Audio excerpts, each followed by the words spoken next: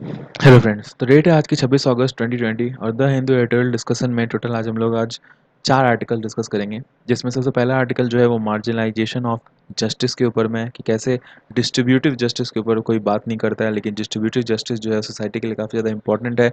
तो क्या है डिस्ट्रीब्यूटिव जस्टिस, उसके फैक्टर्स क्या हैं जो उसको अफेक्ट करते हैं, इस चीज़ के बारे में हम लोग डिस्कस करेंगे। जीएस पेपर 2 और जीएस पेपर 4 से आप इसको रिलेट कर सकते हो। फिर सेकेंड आर्टिकल जो है हमारा केरला के ऊपर में है, जैसे वहाँ पे अभी बैक टू बैक बहुत सारे नेचुरल डिज़ास्टर आ चुके हैं। तो उस वजह से वहाँ पे क्या-क्या कंसर्न्स हैं जिसको एड्रेस नहीं किया जा रहा है, और कहीं न कहीं इसका राइटर जो कह रहे हैं वो पॉलिटिकल विल इसका ज़िम्मेवार है, और एक सिटीज़न का भी जो है वो सेंसस उस प्रकार का अवेयरनेस और वो सब सारा कुछ नहीं है जो पहले हुआ करता था, पास्ट में हुआ करता था, जिसके लिए केरला जाना जाता था। जीएस पेपर 3 डिज़ास्टर मैनेजमेंट से आप इसको रिलेट कर सकते हो।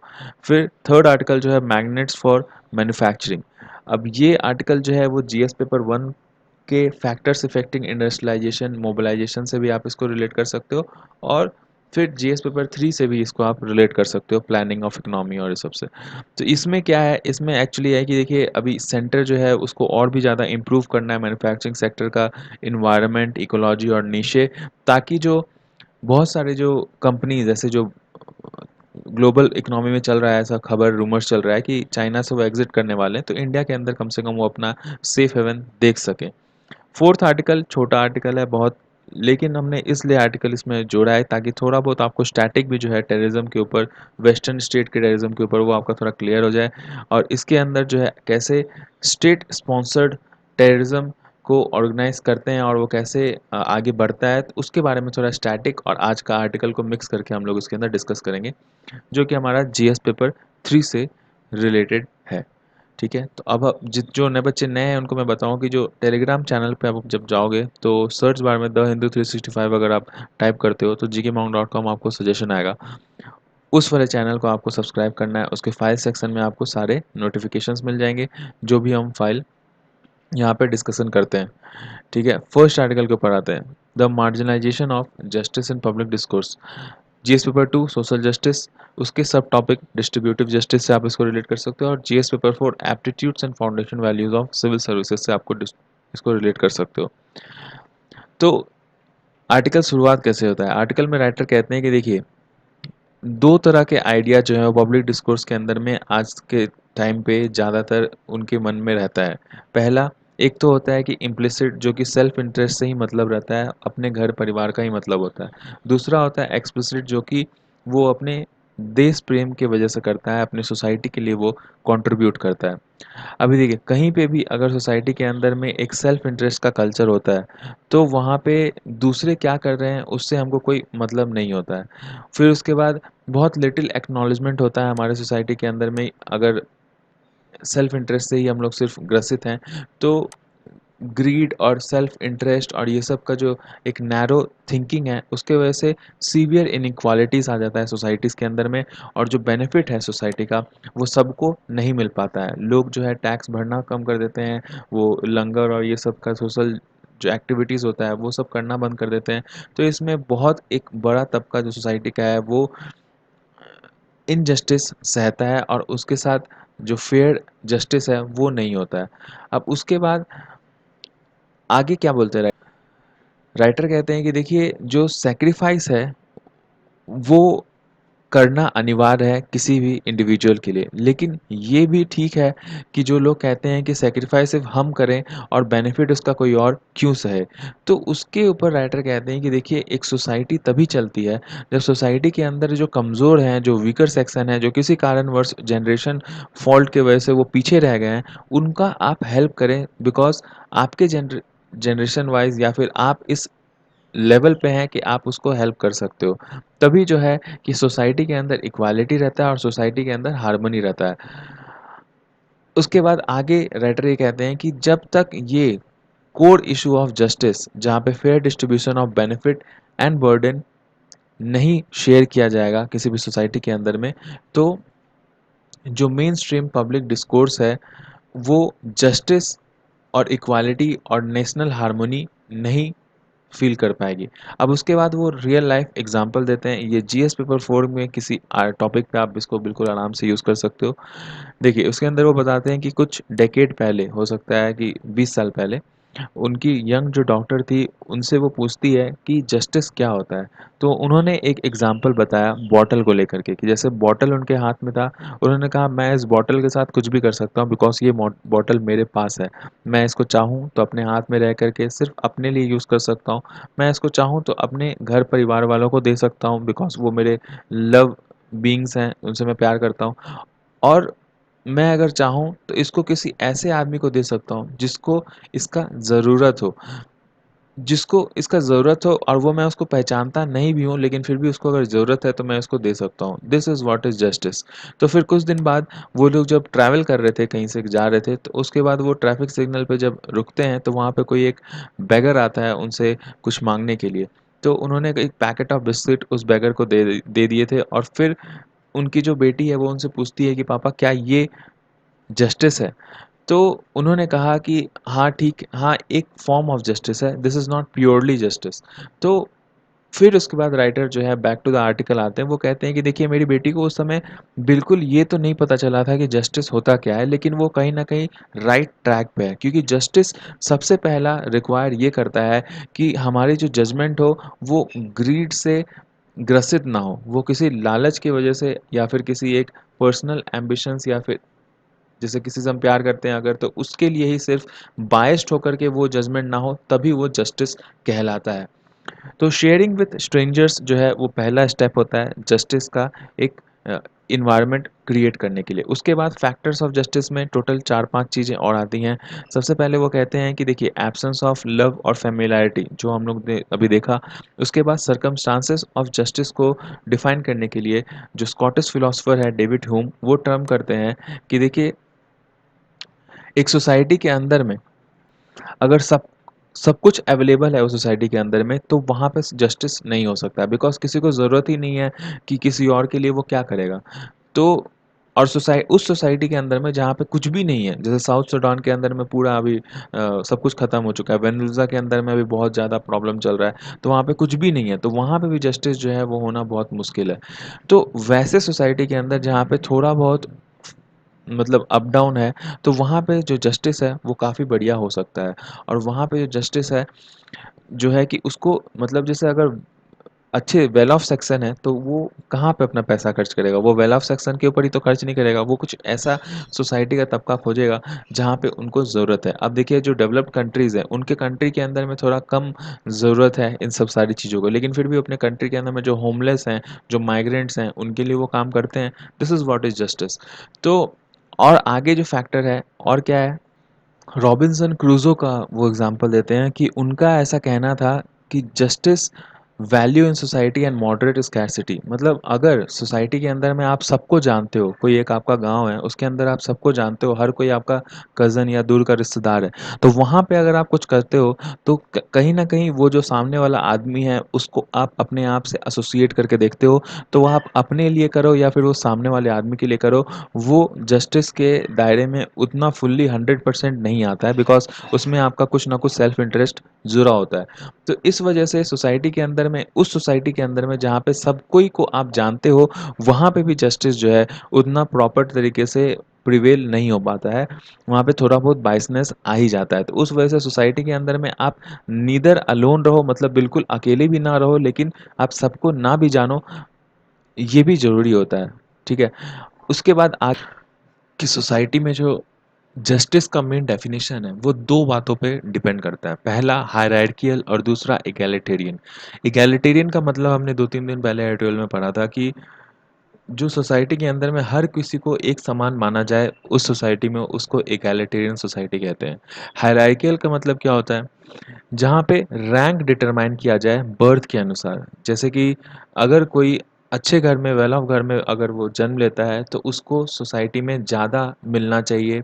और अगर कोई कोई नीचे तबके या फिर कोई उतने गरीब घर में अगर पैदा होता है तो उसको कभी-कभी जो है कि कुछ भी ना मिले तो वो भी सैटिस्फाइड है, वो भी जस्ट है। ये जो जस्टिस का जो एक नॉर्म जो बहुत सालों से बना आ रहा है, इसके बहुत बार इसको चैलेंज किया गया है सोसाइटी के अंदर में। इनफैक्ट हमारे जो इंडियन हिस्ट्री है, उसके अंदर में भी आपको बहुत सारे ऐसे एग्ज़ाम्पल्स मिल जाएँगे, जो कि इस वाले नॉर्म को अपोज़ किए हैं। जैसे कि for example early teachings of Buddha, फिर इंडियन एपिक्स में बहुत सारे पैसेजेस हैं जैसे कर्णा और ये सब का। फिर उसके बाद भक्ति पोएट्री में भी बहुत बार इसका मेंशन हुआ है। फिर उसके बाद प्रोटेस्ट मूवमेंट बाय वीरासाइविज़्म जो साउथ इंडियन स्कॉलर थे उनके द्वारा। तो फिर इगैलिटेरियन नोशन के अंदर में जस्टिस जो है उसमें क्या होता है? उसमें ये होता है कि जो जो भी जो चैलेंजेस हैं उनको सबके साथ बाँटा जाए और जितने भी जो पर्सन हैं regardless of caste, class, colour, creed और जेंडर उन सबको इक्वल मॉरल और वर्थ प्रोवाइड किया जाए। इसके अलावा जो ओरिजिनैलिटी है और जो कैपेसिटी है किसी भी वर्ल्ड का, उनके वैल्यूज़ का, वो तभी रियलाइज़ हो सकता है जब हम लोग सबको इक्वल से प्रोवाइड करवाएँ, इक्वल डिग्निटी प्रोवाइड करवाएँ और उनको उस डिग्निटी और जो इक्वल उनका जो एक से है सोसाइटी के अंदर में हर एक डिसीज़न के अंदर में वो उनको प्रॉपर्ली कंसिस्टेंटली उनको प्रोवाइड करवाया जाए।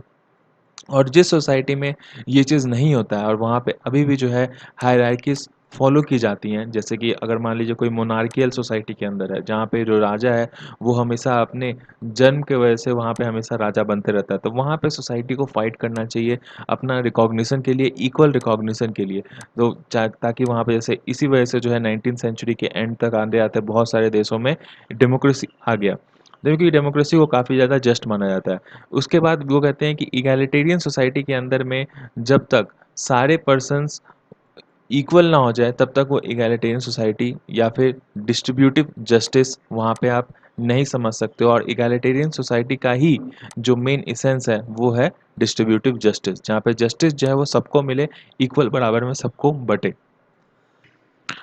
फिर लास्ट में जो आर्टिकल में राइटर नीड और डेज़र्ट के बीच में डिफ़रेंस बताते हैं कि देखिए 2 तरह का जस्टिस सोसाइटी के अंदर में प्रिवेल करता है और कहीं न कहीं ये चीज़ जस्ट भी है। सबसे पहला नीड कि आदमी को जिसको जैसा नीड हो उसको वैसा सामान मिले और जितना उसको चाहिए उतना तो एटलीस्ट उसको मिले ही। अब ये जो नीड है वो अलग-अलग आदमी का अलग-अलग हो सकता है, तो उस हिसाब से उसको फुलफ़िलमेंट करवाना चाहिए।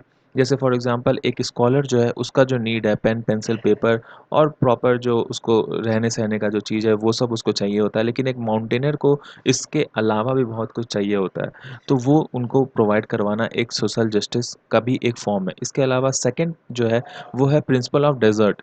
प्रिंसिपल ऑफ डेज़र्ट जैसे नाम से ही पता चल रहा है तो इसके अंदर में डेज़र्ट का मतलब क्या होता है? आप खाने के बाद जो एक कुछ मीठा खाते हो मतलब आपको एक रिवॉर्ड है कि एक तरह से रिवॉर्ड या फिर एक तरह से आपको अच्छा लगने का चीज़ है, तो वो चीज़ आपको दिया जा रहा है। तो उसी वजह से जो सोसाइटी के अंदर में डिज़र्व करता है कि उसको अच्छे क्वालिटीज़ मिले, उसको थोड़ा ज़्यादा मिले दूसरों से, उसको मिलना चाहिए। अब कौन डिज़र्व करता है? तो वो डिज़र्व करता है जिसके अंदर सेल्फ प्रोक्लेम्ड टैलेंट हो या फिर जो मेहनत कर के आगे बढ़ा है सोसाइटी के अंदर में, जो पढ़ लिख कर के आगे बढ़ा है, उनको ये हक है, उनको ये चीज़ जस्ट है कि उनको थोड़ा ज़्यादा मिले। लेकिन वो सारा कुछ जो है वो जब उनको मिल जाए तो फिर वो सिर्फ़ अपने लिए यूज़ करें ये जस्ट नहीं है। तो उसके बाद आगे राइटर लास्ट में कंक्लूज़न के टाइम पे ये कहते हैं कि देखिए अब सोसाइटी के अंदर में रिवॉर्ड परमिसिबल है लेकिन उन्हीं लोगों के लिए जो उनको डिज़र्व करते हैं और उन्हीं लोगों के लिए जो कि सोशल लर्निंग या फिर पर्सनल एफर्ट से ऊपर उठ कर के आए हैं। और इस वजह से फिर बाद में जब जिसके पास जो मिल जाता है उसके बाद वो जब तक आप उसको सोशली और इक्वली डिवाइड नहीं करोगे तब तक वो इगैलिटेरियन सोसाइटी जो है जो हम लोग चाहते हैं वो चीज़ हम लोग कहीं न कहीं नहीं प्रोड्यूस कर पाएँगे। तो हमारे सोसाइटी के अंदर में डीप मटेरियल कल्चर और नॉलेज बेस इनइक्वालिटीज़ ना रहे, उसके लिए हम लोग को ये सारा कुछ चेक करके रखने की बहुत ज़्यादा ज़रूरत है। तभी जो है कि हमारे जो प्रिएम्बल के अंदर में भी भारत सरकार के प्रिएम्बल के अंदर के में हम लोग जो जस्टिस के बारे में बात करते हैं, वो चीज़ इंश्योर कर पाएँगे और सबको अब उनका जो ड्रीम है इक्वालिटी का और नेशन के अंदर में एक जो एक पूरे नेशन का जो इक्वालिटी का जो एक ड्रीम होता है, उसको हम लोग रियलिटी बना पाएँगे। नेक्स्ट आर्टिकल के ऊपर चलते हैं। जीएस पेपर 3 डिजास्टर मैनेजमेंट से आप इसको लिंक कर सकते हो। इसके अंदर कहा क्या जाता है इंट्रोडक्शन में ये बताते हैं राइटर कि देखिए अभी कुछ पिछले कुछ दिनों में नेचुरल डिजास्टर, हिल कोलैप्स, लैंडस्लाइड, प्लेन क्रैश इस तरह के जो इश्यूज़ हुए हैं, मैन मेड या फिर नेचुरल डिज़ास्टर, ये सब से मिला कर के बहुत ज़्यादा जान-माल का हानि हुआ है। इनफैक्ट लैंडस्लाइड के अंदर 59 पीपल जो है वो उनका निधन हो गया था। इसके बाद 65 पीपल जो है उनका निधन हुआ था आपका हिल कोलैप्स के अंदर। फिर प्लेन क्रैश के अंदर में भी उतना जान-माल का क्षति नहीं हुआ, लेकिन बहुत लोग इंजर्ड हो गए थे और काफ़ी सीरियस ये क्रैश हो सकता था। तो इस सब के अंदर में कुछ लोग तो ऐसे उस टाइम पे भी देखे गए थे कि जैसे वहाँ पे जो सर्वाइवर्स थे वहाँ पे एयरपोर्ट के पास में, तो वहाँ पे जो लोकल जो यूथ थे वो लोग बहुत ज़्यादा उसमें हेल्प किए वहाँ के लोगों को निकाल करके और फिर हॉस्पिटल पहुँचाने के अंदर में। और वहाँ जो पायलट भी जो था उस प्लेन को बचाने का अपने तरफ से बहुत ज़्यादा कोशिश किया था। लेकिन फिर भी सोसाइटी के अंदर में ऐसे कुछ लोग हैं फिलहाल जो कि इन सब चीज़ को नेग्लेक्ट कर रहे हैं और जिस वजह से हम लोग ये सिचुएशन पे पहुँचे हैं। अब वो कौन लोग हैं और क्या नेगलेक्शन हो रहा है और क्या वे फॉरवर्ड होगा, ये हम लोग इस आर्टिकल में देखेंगे। सबसे पहले वो स्टार्ट करते हैं, it's plunder everywhere. Plunder everywhere का मतलब कि सब जगह पे वो बोलते हैं कि ह्यूमन हाई डेवलपमेंट के लिए माना जाता है केरला, लेकिन फिर भी हम लोग बहुत सारी चीज़ ऐसे अंडरमाइन कर रहे हैं, इग्नोर कर रहे हैं, जिसके वजह से हमारा ह्यूमन सर्वाइवल स्टेक पे है। इनफैक्ट जो अभी कुछ दिन पहले देखिए आप अगर केरला के अर्थ पे ही चारों तरफ तो जितने भी जो रिवर्स हैं वो पॉल्यूटेड हैं। अगर वो ड्राई रहते हैं तो वो ड्राई है और नहीं तो अगर जो जहाँ पे पानी है वो बिल्कुल पॉल्यूटेड है। जो वैलीज़ जहाँ पे हैं, जो खाली एरिया वहाँ पे पूरा बिल्कुल गार्बेज भरा रहता है। इसके बाद हिल गॉज जितने भी जगह हैं जो भी वो सब भी जगह पे आपका हाउसेस बन चुका है, रेजिडेंस अकोमोडेशन हो चुका है और वहाँ पे जबकि नहीं होना चाहिए था ये सब, जिसकी वजह से आज के डेट में वहाँ पे लैंडस्लाइड और ये सब कुछ हो रहा है। इसके बाद जो सॉइल है, उसका जो नेचुरल न्यूट्रिएंट कंटेंट है, वो तो बिल्कुल डिमिनिश्ड हो ही चुका है। तो उस वजह से वहाँ पे एग्रीकल्चर फार्मर्स के लिए तो प्रॉब्लम होता ही है, इकोनॉमिकल एस्पेक्ट तो उसका है ही। इसके बाद भी बहुत सारे सिक्योरिटी एस्पेक्ट्स हैं, जो कि काफ़ी ज़्यादा मैटर करते हैं सर्वाइवल के लिए, ह्यूमन एक्जिस्टेंस के लिए। और तब जब ये उस स्टेट के अंदर हो रहा है, जो स्टेट अपने हाई ह्यूमन डेवलपमेंट इनिशिएशंस के लिए जाना जाता है और वो ऐसा माना जाता है कि वहाँ पे कुछ ऐसे अच्छे सेक्शंस हैं जो कि अपने इंटेलिजेंसिया के लिए माने जाते हैं। लेकिन ऐसे इंटेलिजेंसिया के लिए ऐसे इंटेलिजेंस और गोल्ड स्टैंडर्ड का क्या मतलब जब आप अपने सोसाइटी के जो डेसिमेशन हो रहा है उसको ही आप अगर कंट्रोल ना कर पाए, बिकॉज उसी वजह से तो आपने जितने भी हम ना जब जो बैक टू बैक जितने भी फ्लड्स लैंडस्लाइड और अभी कुछ दिन पहले लैंडस्लाइड प्रोन एरिया भी बताया गया था केरला को, तो उसके ऊपर में भी आपने एक्शन नहीं लिया। तो इसके ऊपर पॉलिटिक्स को ज़िम्मेवार बताते हैं, जो राइटर हैं वो कहते हैं कि देखिए हमारे स्टेट के अंदर में कैसे वो अपना नेचुरल कैपिटल को यूज़ करता है, कैसे उसको कंज़र्व करता है। जो आपको प्रीवियस जनरेशन से आपको मिला है, वो आप अपने नेक्स्ट जनरेशन को कैसे ट्रांसफ़र करते हो, अभी किस तरह से उसको यूज़ करते हो, ये बहुत कुछ डिपेंड करता है।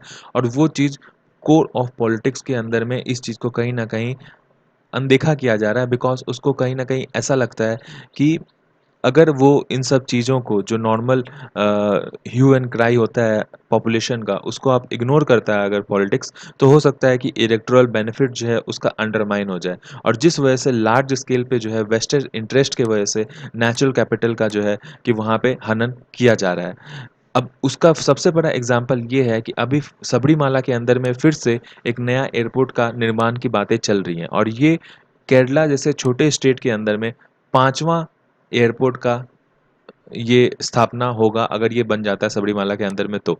तो आप देखिए कि ये ठीक है कि अगर कोझिकोड के अंदर में इतना ज़्यादा ट्रैफ़िक आता है जो कि काठमांडू और बहुत सारे दूसरे स्टेट से भी स्टेट के जो एयरपोर्ट है, शिमला जैसे उससे भी ज़्यादा वहाँ पे ट्रैफ़िक आता है। तो कोझिकोड में ठीक है, वहाँ पे अगर आपका हो गया एयरपोर्ट तो ठीक है। लेकिन हर जगह पे आपको नया एयरपोर्ट बनाने की ज़रूरत नहीं है और आपको ये चीज़ भी देख कर के चलना है कि वो अगर एयरपोर्ट वहाँ बना रहे हैं तो वहाँ पे वो मतलब सही जगह है बनाने का या फिर नहीं। सिर्फ़ आपको इलेक्टोरल बेनिफिट की वजह से वहाँ पे एयरपोर्ट बना देना या फिर पब्लिक का डिमांड पूरा कर देना, ये चीज़ पब्लिक के ऊपर भी ज़िम्मेदारी बनता है और इलेक्टोरल और लीडर्स के ऊपर भी ज़िम्मेवारी बनता है कि वो उनको समझाए जाके।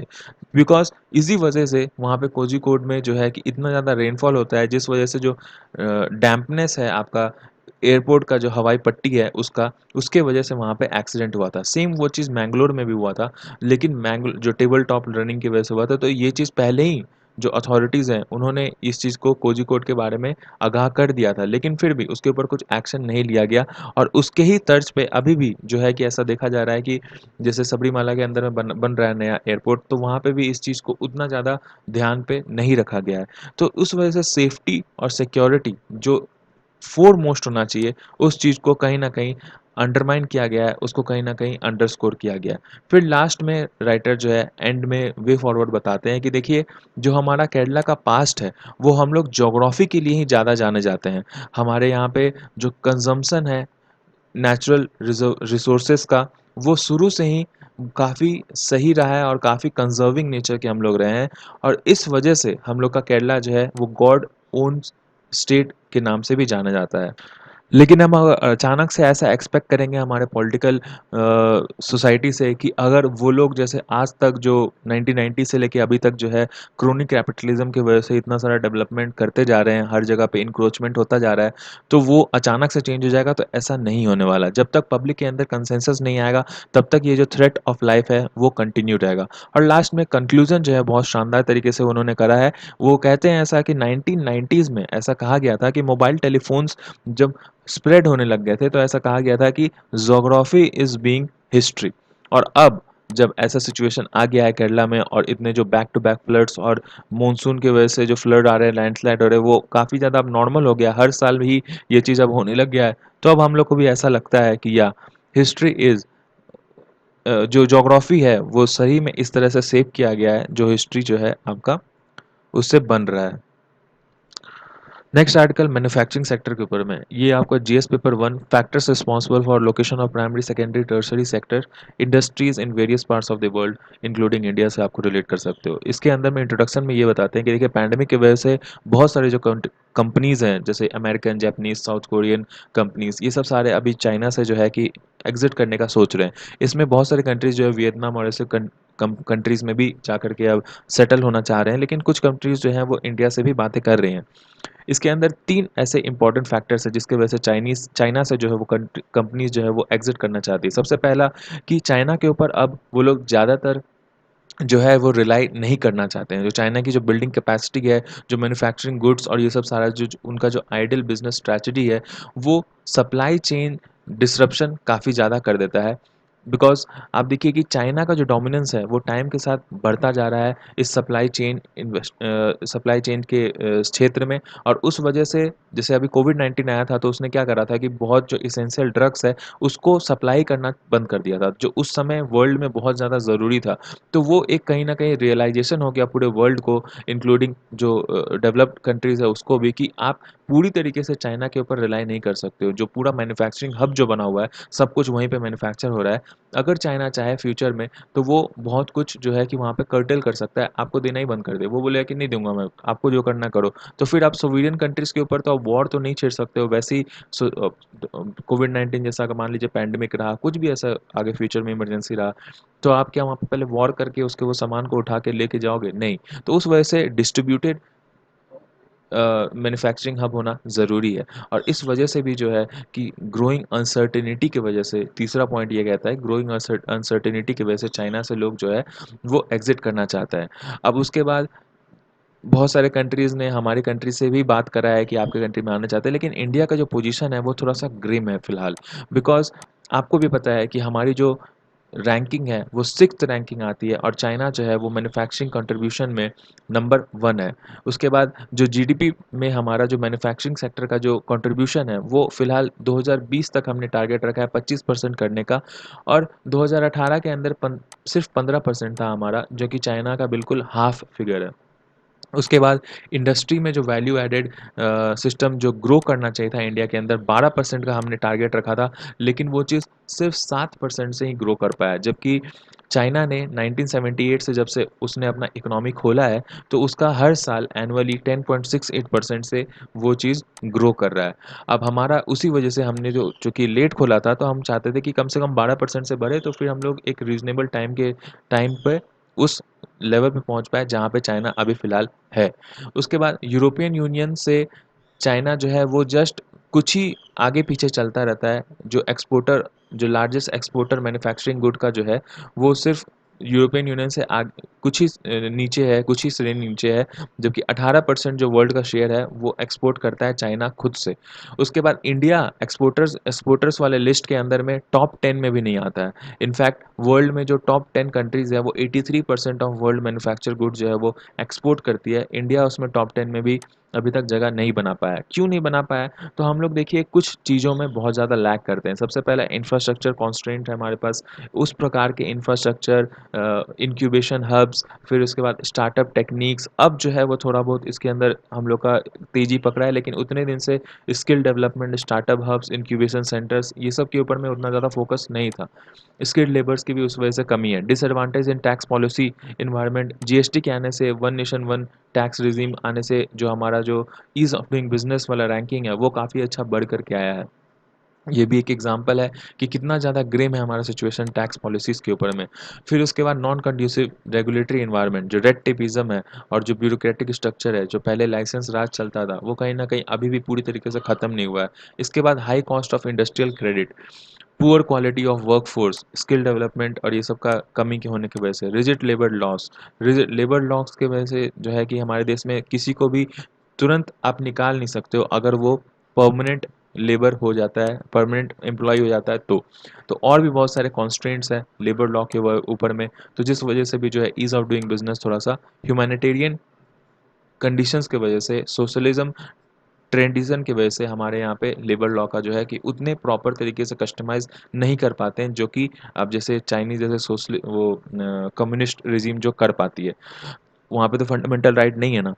तो फिर उसके बाद रिस्ट्रिक्टिव ट्रेड पॉलिसीज़, कुछ ऐसे ट्रेड पॉलिसीज़ हैं जैसे कि फ़ॉरेन से जो अगर इंपोर्ट करवाते हैं तो उसमें हम लोग जो ड्यूटी है वो 100% लगाते हैं, ताकि हमारे जो अंदर के डोमेस्टिक के जो हमारे जो सब्सटेंस है उनको जो थोड़ा-सा कॉम्पिटिटिव मार्केट मिल सके। नहीं तो फ़ॉरेन जो एडवांस क्वालिटी वाले सब्सटेंस है, जैसे फॉर एग्ज़ाम्पल एप्पल है, अगर वो सस्ता मिलने लग जाएगा तो यहाँ के जो नॉर्मल ओप्पो और ये सब, ओप्पो तो ख़ैर चाइनीज़ कंपनी है, मतलब यहाँ के जो जो है मैन्युफैक्चर्ड मोबाइल्स वो तो कोई खरीदेगा ही नहीं, जिस वजह से भी ये थोड़ा-सा ज़रूरी हो जाता है, लेकिन फिर भी कुछ कम तो हम लोग उसमें कर ही सकते हैं। फिर उसके बाद लो आर-एंड-डी एक्सपेंडिचर, हमारे यहाँ रिसर्च एंड डेवलपमेंट उतना बढ़िया तरीके से नहीं होता है, जिस वजह से भी हम लोग लैग करते हैं वर्ल्ड ऑर्डर में, और सबसे बड़ा कारण यही चीज़ है। फिर उसके बाद delay and constraints in land acquisition और ये सब में आपको पता ही है कितना ज़्यादा प्रॉब्लम चलता है। और उसके बाद लास्ट में inability to attract large scale foreign direct investment. अब ये सब का अगर आप कंक्लूज़न निकालते हो, सबको एक साथ अगर जोड़ के देखते हो तो आपको ये पता चलेगा इतने सारे कंस्ट्रेंट्स हैं, जिस वजह से भी जो फ्लक्चुएशन और ये सब सारा कुछ आते रहता है हमारे इकोनॉमिक सेक्टर में, तो उस वजह से लार्ज स्केल जो डायरेक्ट इन्वेस्टमेंट आना चाहिए वो उतना बढ़िया तरीके से आ नहीं पाता है। और इस वजह से ये सारे जो चैलेंजेस हैं उनको एड्रेस करने के लिए हम लोग के जो मैन्युफैक्चरिंग हब अगर हम लोग को बनाना है तो ये सबको एड्रेस करना बहुत ज़्यादा ज़रूरी है, जिसके अंदर रोल ऑफ स्टेट काफ़ी ज़्यादा क्रूशियल हो जाता है। बिकॉज़ हमारे इंडिया जो है एक फेडरल गवर्नमेंट सिस्टम फॉलो करती है, तो उसके अंदर active participation of all stakeholders बहुत ज़्यादा इंपॉर्टेंट है। अब स्टेक होल्डर्स उसमें कौन-कौन है? तो देखिए स्टेक होल्डर्स के अंदर में जो मैन्युफैक्चरिंग इंडस्ट्रीज़ के जो सीईओज़ और जितने भी जो डायरेक्टर्स हैं वो लोग हैं, और फिर उसके बाद सेंटर के जो रिप्रेजेंटेटिव्स हैं, ब्यूरोक्रेट्स हैं वो लोग हैं, और स्टेट के भी रिप्रेजेंटेटिव ब्यूरोक्रेट्स दोनों हैं। बिकॉज़ अल्टीमेटली स्टेट्स के अंदर में ही वो सारे प्लांट जो हैं वो इक्वली डिस्ट्रीब्यूट होंगे पूरे इंडिया के अंदर में, और फिलहाल महाराष्ट्र, गुजरात, तमिलनाडु, कर्नाटक, उत्तर प्रदेश ये लोग जो नॉर्म्स फॉलो कर रहे हैं, उसको देख कर के बाकी स्टेट को भी फॉलो करना चाहिए उस प्रकार के नॉर्म्स, और ऐसा करना चाहिए कि भारत सरकार को हैंड हेल्ड करके उन सब जो जो पीछे रह गए हैं स्टेट, जैसे कि बिहार, छत्तीसगढ़, आंध्र प्रदेश, मध्य प्रदेश, उड़ीसा, राजस्थान, तेलंगाना, वेस्ट बंगाल, तो ये उस लेवल का नहीं पहुँच पाए हैं, जैसा महाराष्ट्र, गुजरात और तमिलनाडु, कर्नाटका कर रहे हैं। तो उनको भी ऐसे स्टैंडर्ड्स प्रोवाइड करवाने चाहिए, गाइडलाइंस प्रोवाइड करवाने चाहिए, ताकि प्रॉपर जो है कि वो लोग भी अपना वहाँ पे ऐसा सिस्टम बना के लेकर के आ पाएँ, ताकि ये लोग जो बाहर से जो देश से जो कंट्रीज़ जो कंपनीज़ लेकर के आ रहे हैं, प्लांट लेकर के आ रहे हैं, खुशी-खुशी इस स्टेट्स में भी अपना एस्टेब्लिशमेंट कर पाएँ। फॉर एग्जाम्पल, एक एग्जाम्पल ये देते हैं कि ईजिंग लैंड लॉस। अब लैंड लॉस इस वाले सारे कंट्री जो स्टेट्स है जैसे महाराष्ट्र, गुजरात, तमिलनाडु, ये सब वैसे भी इसका जो क्षेत्रफल है वो काफ़ी एरिया जो है उसका काफ़ी ज़्यादा है, और इस वजह से यहाँ पे जो लैंड जो है वो उनको काफ़ी ज़्यादा अवेलेबल हो जाता है मैन्युफैक्चरिंग इंडस्ट्रीज़ को, और वो अपना आराम से यहाँ पे लैंड में अपना इंडस्ट्रीज़ लगा लेते हैं। लेकिन जो दूसरे स्टेट्स हैं जैसे कि बिहार, आंध्र प्रदेश, छत्तीसगढ़, ये सब, मध्य प्रदेश, ये सब में भी लैंड की कमी नहीं है, बहुत एरिया है, लेकिन यहाँ पे ये लोग जो मैन्युफैक्चरिंग के लिए जो लैंड का जो एक जीएसडीपी जो बनाए हैं कि यहाँ पे इस जगह पे ही आप मैन्युफैक्चरिंग कर सकते हैं, वो प्रोपोर्शन बहुत छोटा है, बहुत कम है। तो उस वजह से उनको वो थोड़ा सा मतलब करेक्ट करने का, रेक्टिफाई करने का ज़रूरत है। और इसमें कहीं न कहीं सेंटर को इनिशिएट करने की बहुत ज़्यादा ज़रूरत है। जैसे कि अभी कुछ दिन पहले जो यूनियन मिनिस्टर रविशंकर प्रसाद हैं, उन्होंने कहा था कि एक स्ट्रैटेजी की ज़रूरत है जिसके अंदर जो ग्रुप ऑफ रिप्रेजेंटेटिव्स है, जैसे फॉर एग्ज़ाम्पल सेंटर से, स्टेट से और जो टॉप इंडस्ट्रीज़ के एग्ज़ीक्यूटिव हैं, वो लोग सबको इकट्ठे बैठ करके और एक फ्रेमवर्क तैयार करने की ज़रूरत है। तभी जो है कि इस टीम वर्क के साथ हम लोग आगे चल करके जो टेलीकॉम सेक्टर है उसके अंदर हम लोग बढ़िया तरीके से इनपुट ला सकते हैं और वर्ल्ड लीडर हम लोग बन सकते हैं टेलीकॉम सेक्टर के मैन्युफैक्चरिंग के अंदर में। अब ये चीज़ सिर्फ उसी सेक्टर के लिए ही इम्प्लाई नहीं करता है, बाकी सब सेक्टर्स में भी ऐसे जो है मैकेनिज्म इंडिया जो है सर फॉलो कर सकती है ताकि हम लोग मैन्युफैक्चरिंग सेक्टर को हम लोग अलग लेवल पे लेके जा सकें। नेक्स्ट आर्टिकल के ऊपर चलते हैं जो कि लास्ट आर्टिकल है। नेक्स्ट आर्टिकल हमारा down but not out on Islamic state के ऊपर में ये आर्टिकल है। अब इसमें देखिए इस आर्टिकल में आपको ये चीज़ समझने की ज़रूरत है कि वेस्ट एशियन के बारे में इसके अंदर में बताया गया है इंटरनल कॉन्फ्लिक्ट के आईएस स्टेट जो है, जो इस्लामिक स्टेट जो है उसका अभी तक जो प्रेजेंस है वेस्ट एशिया में वो ख़त्म नहीं हुआ। अलग अलग स्टेट्स में जैसे फॉर एग्जांपल अफ़गानिस्तान में, इराक में, फिर आपका कुछ अफ्रीकन कंट्रीज़ जो नॉर्दर्न अफ्रीकन कंट्रीज़ है उसमें भी अभी जो उसका प्रेज़ेंस है वो अभी भी बना हुआ है। तो वो है कि पूरा ही जो है कि इंडिया से बाहर निकल कर के वो पूरा कॉन्सेप्ट है और वो मुश्किल से 2 मिनट का वो आर्टिकल है। हमें थोड़ा-सा इंडिया का जो वेस्ट के साथ पॉलिसी रहा है, वेस्ट एशिया के साथ पॉलिसी रहा है, उसको थोड़ा-सा हम लोग को रिलेशनशिप देख के चलना है जो कि हमारे जीएस पेपर 3 भी और जीएस पेपर 2 भी ये दोनों से हम लोग का ये रिलेटेड हो सकता है और इस वजह से आपका जो स्टैटिक सिलेबस है वो भी आपका थोड़ा बहुत कंप्लीट हो जाएगा। तो इंडिया का वेस्ट एशिया से पॉलिसी क्या रहा है? तो इंडिया का डेकेड से मतलब जब हम लोग का इंडिपेंडेंस हुआ था उस टाइम से ही हम लोग का जो वेस्ट एशिया से रिलेशनशिप रहा है वो काफ़ी सही सही रहा है। और हम लोग का जो इंडिया का जो रिलेशनशिप सिर्फ़ और सिर्फ़ एनर्जी सेक्टर में ही नहीं रहा, एनर्जी सेक्टर के अलावा भी जो हम लोग का बहुत सारा ऐसा इकोनॉमिकल कोऑपरेशंस रहा है जो कि सऊदी अरेबिया, ईरान ये सब से आइसोलेटेड रहा है। मतलब कि इन दोनों के अंदर में जो पॉलिटिक्स रहता है उसको अलग कर कर के हमने एक बहुत ही बढ़िया तरीके से इंटरनेशनल रिलेशनशिप यहाँ पे चलाया है। इनफैक्ट पोस्ट सोवियत वॉर जो वर्ल्ड आया था उसके अंदर में भी जो बाई डायरेक्शनल अप्रोच हमने अपनाया है उसमें इज़राइल के से हमने नज़दीकी बनाए रखा। उसके साथ ही साथ हमने तुर्क टर्किश कंट्रीज़ और फिर जितने भी और दूसरे जैसे सऊदी अरेबिया, ईरान ये सब जो कंट्रीज़ हैं, उनके साथ भी हमने वैसे ही प्रॉपर रिलेशनशिप मेंटेन करके रखा है उतने दिनों तक। उसके बाद इम्पोर्टेंस क्या है वेस्ट एशिया का इंडिया के लिए? इम्पोर्टेंस देखिए बहुत सारे सेक्टर्स में है। सबसे बड़ी बात तो इंडिया की एक बहुत बड़ी कम्युनिटी जो है वो वेस्ट एशियन कंट्रीज़ में काम करती है। इनफैक्ट 11 मिलियन से ज़्यादा जो इंडियन है, वो वर्क करते हैं वेस्ट एशिया के अंदर में। अभी जो माइग्रेंट हुआ है कोविड-19 की वजह से आपको पता चल ही रहा होगा, आप न्यूज़पेपर में डेली पढ़ रहे होगे कि कितने लोग वहाँ से वापस आए हैं इंडिया के अंदर में फ़िलहाल के लिए। तो उसके बाद फ़ॉरेन रेमिटेंस जो वहाँ से वेस्ट एशिया के अंदर से आता है, वो इंडिया के लिए बहुत ज़्यादा इम्पोर्टेंट हो जाता है। फिर उन लोगों की सिक्योरिटी की भी बहुत ज़्यादा चिंता रहती है भारत सरकार को। इसके अलावा एनर्जी सिक्योरिटी के लिए तो हमें चाहिए ही, जैसे 70% इंडिया की जो एनर्जी आती है वो इम्पोर्टेड आती है और वो हम लोग वहाँ से इम्पोर्ट करवाते हैं वेस्ट एशिया के पास से। उसके बाद जो काउंटर रेडिकलाइजेशन है, उसको भी काउंटर करने के लिए हमको कोऑपरेशन करना बहुत ज़रूरी है वेस्ट एशिया से, नहीं तो हम लोग को ऐसा कहना है कि इंडिया बहुत ज़्यादा रेडिकल कंट्री है। चूँकि हम लोग हिंदू हमारे यहाँ पे मेजॉरिटी है उस वजह से अगर हम इस्लामिक कंट्री के साथ थोड़ा-सा अगर अलग-थलग करके चलेंगे, तो उसके ऊपर बहुत सारे अलग-अलग तरह के एप्रीहेंशंस निकलने लग जाएँगे। इसके अलावा जो सेंट्रल एशिया के अंदर इतना सारा जो अलग-अलग तरीके के रिसोर्सेस है, एनर्जी का जो भंडार है, उस वो सारे अधिकांश कंट्री जो है वो लैंडलॉक्ड है और इस वजह से इंडिया को कहीं न कहीं से तो जगह चाहिए इसके अंदर एंटर करने के लिए, जिस वजह से यहाँ के जो कंट्रीज़ हैं, जैसे कि अभी हम लोग यहाँ पे ग्वादर, चाबहार पोर्ट जो है, चाबहार पोर्ट के से यूज़ करके अब हम लोग ईरान के थ्रू अब सेंट्रल एशिया के अंदर हम लोग पोर्ट और मतलब पाथ बनाने की कोशिश कर रहे हैं। अब उसी तरीके से इस वजह से सिक्योरिटी इश्यूज़ की वजह से और जो यहाँ पे एनर्जी का जो भंडार है, उसके अंदर इकोनॉमिक पर्पसेस से हम लोग के लिए काफ़ी ज़्यादा ये स्ट्रैटेजिक लोकेशन माना जाता है वेस्ट एशिया।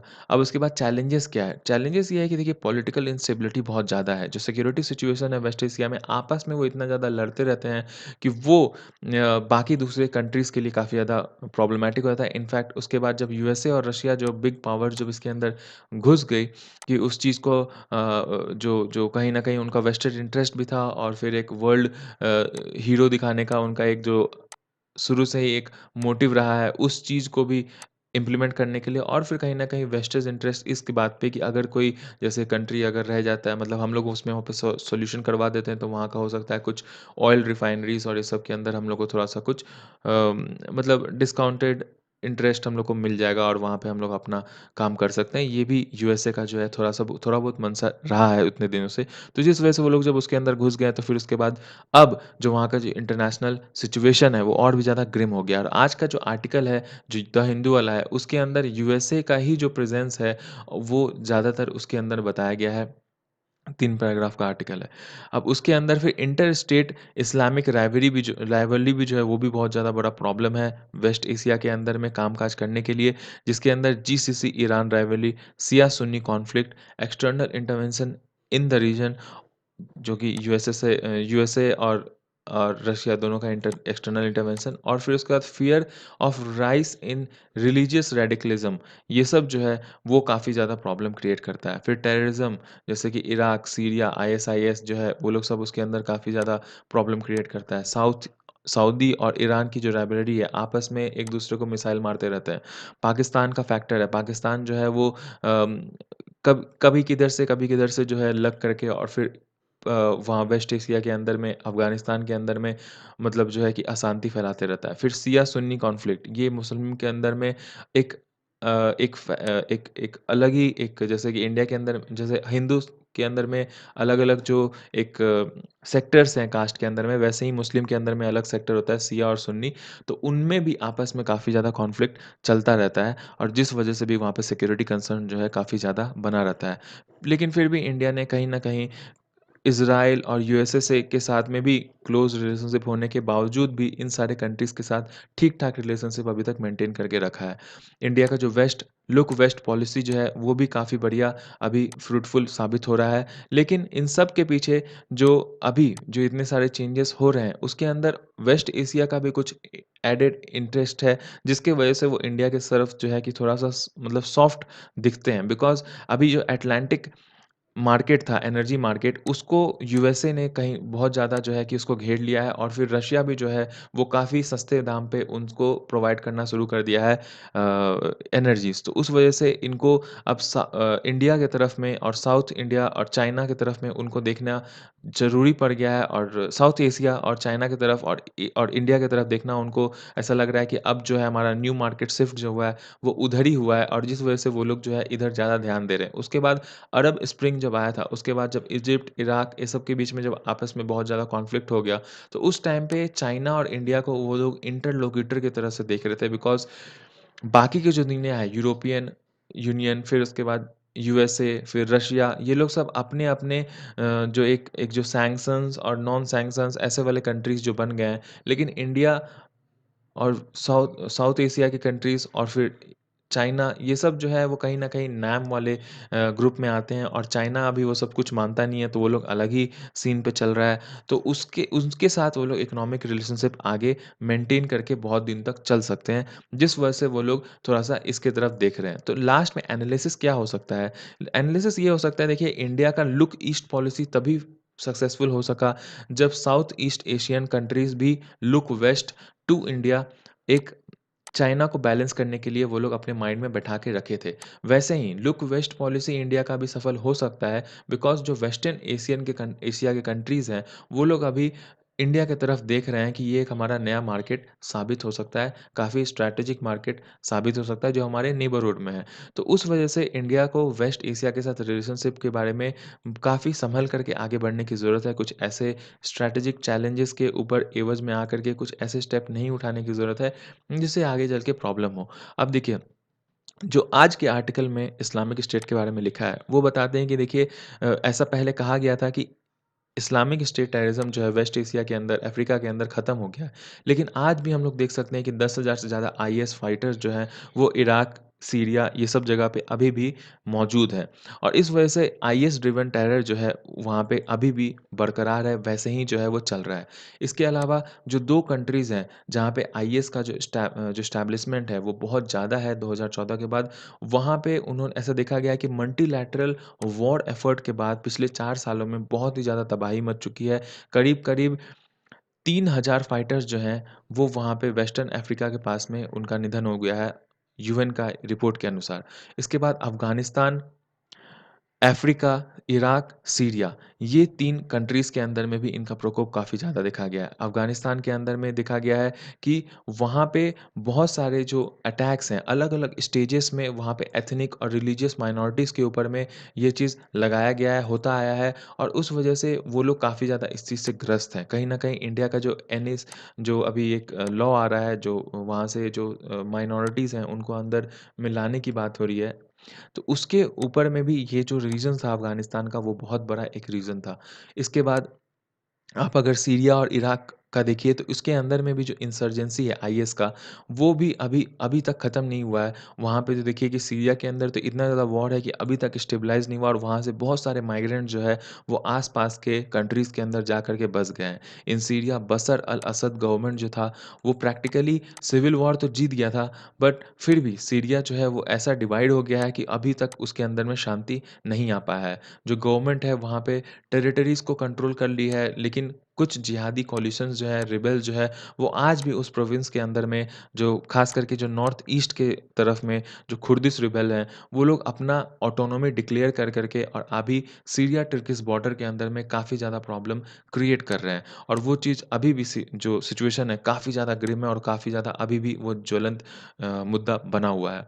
उसके बाद अफ्रीका में भी देखिए कि अब पहले अफ्रीका में उतना ज़्यादा नहीं था, लेकिन अब जो है कि अफ्रीका में भी बहुत सारे कंट्रीज़ जो हैं, अब मुस्लिम बहाल कंट्रीज़ हो गए हैं धीरे-धीरे और उसके अंदर में भी अब आईएसआई का जो पैठ है और जो इस टेररिज़्म ग्रुप्स का जो पैठ है, वो काफ़ी ज़्यादा बढ़ गया है। जैसे कि जो लीबियन कॉन्फ्लिक्ट है आपका, वो स्पिल हो चुका है माली और बुर्किनोस फासो के अंदर में, जहाँ पे जिहादिस्ट ग्रुप जो है, वो अपना सॉलिड प्रेज़ेंस बना चुके हैं पिछले कुछ सालों के अंदर में और ये जो केओस है, वो अब मिलिटेंसी के ऊपर में भी ब्रीड कर रहा है और वहाँ पे जो ट्रेनिंग है मिलिटेंसीज़ का और ये सब सारा जो नॉन स्टेट एक्टिविटीज़ है, वो काफ़ी ज़्यादा अभी फ़िलहाल में बढ़ गया है। तो आप अफ्रीका देख सकते हैं कि जैसे आईएस चाहता था यूएस कि उसको वेस्ट एशिया से ख़त्म करे, लेकिन वो चीज़ और भी ज़्यादा फैल गया है सामने के नेबरिंग कंट्रीज़ के अंदर में और अब ऐसा देखा जा रहा है कि रीजनल गवर्नमेंट जो है, वो भी इंटरनेशनल ब्रैकेट्स के अंदर इसमें जैसे कि अलग-अलग जो इंटरनेशनल स्टेट्स के थ्रू आपस में जो उनकी जो राइवलरी होती है, उस वजह से भी वो कहीं न कहीं इस चीज़ को अपने देश में बनने दे रहे हैं, पैठ बनने दे रहे हैं। उनको ऐसा लग रहा है कि आगे चल कर के ये इनके लिए एक फ़ायदा होगा, लेकिन ये रीजनल फ़ॉल्ट लाइन जो है, वो कंटिन्यूअस उनके स्टेट में जिहादीज़ और ये सब जो रिबेल्स हैं, उनको बढ़ाने का ही काम करेगा, वहाँ पे शांति नहीं लाएगा, ऐसा राइटर कह रहे हैं। तो आज के लिए इतना ही हमारा आर्टिकल्स था। अब हम लोग थोड़ा-सा आज का जो क्वेश्चन है, वो मैं देख लेता हूँ, दिखा देता हूँ आपको और फिर वो आप अटेम्प्ट कर सकते हो। आप टेलीग्राम चैनल पे जो मेंस वाला टेलीग्राम चैनल है, जीके मॉन्क मेंस, उसके ऊपर आप भेज सकते हो। मेंस क्वेश्चन में जो क्वेश्चन है आपको आज अटेम्प्ट करना है कि in spite of regional challenges, west Asia's importance has always prevailed, comment. अब इसके अंदर 250 वर्ड में आपको लिखना है की डिमांड ऑफ द क्वेश्चन क्या है कि देखिए, आपको एक्सप्लेन करना है कि वेस्ट एशिया जो है उसका इम्पोर्टेंस इंडिया के लिए हमेशा ही प्रिवेल किया है। ऑयल इम्पोर्ट ही सिर्फ नहीं है, वहाँ पे हमारा जो बहुत बड़ा डायस्पोरा रहता है, इसके अलावा भी जो हमने ऊपर में डिस्कस करा कि जो हमारे इंटरेस्ट हैं वेस्ट एशिया को लेकर के और वेस्ट एशिया का हमारे लिए इंटरेस्ट जो है, जो कि काफ़ी बड़ा इकोनॉमिकली इंटरेस्ट है, तो वो सब सारा कुछ को आपको शॉर्ट में लिखना है, कम से कम 2 से 3 लाइन के अंदर में वो सारा कुछ वो बीच में इंसर्ट करना है। स्ट्रक्चर कैसा होगा? तो देखिए, जैसे हम हर बार बोलते हैं कि स्ट्रक्चर हमेशा क्वेश्चन का जो डायरेक्टिव वर्ड है वो डिसाइड करता है। इसके अंदर में कमेंट है स्ट्रक्चर का, जो एक डायरेक्टिव वर्ड है। तो वो स्ट्रक्चर क्या होता है कि आपको एक्सप्रेस करना है नॉलेज, अपना अंडरस्टैंडिंग उस इश्यू के बारे में और ओवरऑल ओपिनियन देना है आपको उस वाले टॉपिक के ऊपर में। तो स्ट्रक्चर क्या होगा? सबसे पहले इंट्रोडक्शन में आप एक्सप्लेन करेंगे करंट सिचुएशन जो है वेस्ट में वो क्या है। फिर उसके बाद ये ज़ 2 लाइन से ज़्यादा नहीं लिखना है आपको। उसके बाद फिर आपको ब्रीफ़ली इलैबोरेट करना है कि जो प्रॉब्लम है वेस्ट एशिया के अंदर ये उसके में जितने भी कंट्रीज़ हैं, उसमें क्या-क्या प्रॉब्लम फ्रीक्वेंटली अभी हम लोग देख रहे हैं। तो अभी हम ऊपर जो आर्टिकल में आपको जो 5, 6, 7 प्रॉब्लम्स बताए, उनमें उन सबको आप होबल स्कोप के थ्रू, होबल स्कोप मतलब क्या? एक गोल सा सर्कल बना के उससे जैसे सन रेज़ निकलते हैं, वैसे ही अलग-अलग जो है पॉइंट्स शॉर्ट में आप उसको बना कर के लिख सकते हो बीच में। इससे क्या है कि 7-8 पॉइंट आपको यहीं पे मिल जाएँगे। फिर उसके बाद आगे नेक्स्ट पॉइंट में आप एक्सप्लेन कर सकते हो कि इंडिया की क्या-क्या स्ट्रैटेजी है। तो उसको एक सब हेडिंग के अंदर में आप डाल कर के लिख सकते हो कि वेस्ट एशिया के अंदर ब्रॉडर प्रोस्पेक्ट के लिए India look east, western Asia और फिर उसके बाद कुछ गवर्नमेंट और जैसे छाबहार पोर्ट हम लोग डेवलप कर रहे हैं ताकि हम लोग जो है कि वेस्टर्न एशिया के अंदर में जो लैंडलॉर्ड कंट्रीज़ हैं, उससे हम लोग अंदर घुस पाएँ बिकॉज़ हम लोग का जो ऊपर में जो पीओके वाला जो एरिया है, वो अभी थोड़ा फिलहाल के लिए टेम्परेरी ब्लॉक है पाकिस्तान के थ्रू।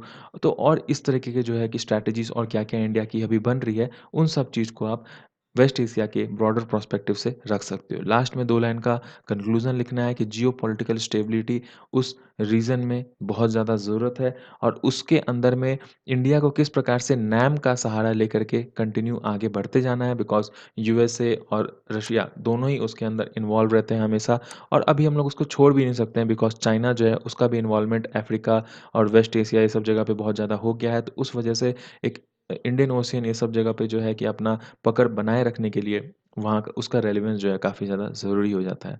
तो आज के लिए इतना ही था friends. Have a nice day.